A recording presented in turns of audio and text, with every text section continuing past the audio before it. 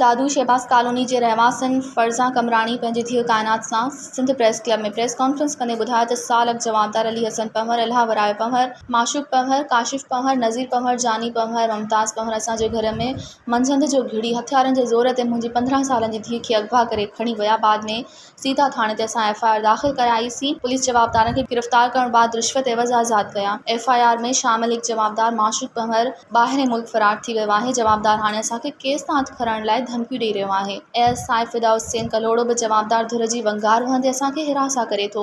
हिननि Sindh high court जे chief justice session जज दादू, IG Sindh SSP दादू खां मुतालबो कयो त फौरी जवाबदारनि खे गिरफ़्तार करे असां मिसकीननि सां इंसाफ़ कयो वञे। मज़ीद ख़बरनि ऐं तफ़सीलात लाइ विज़िट कयो असांजी वेबसाइट www.awamiNewsHD.com ऐं ॾिसंदा रहो अवामी न्यूज़ HD।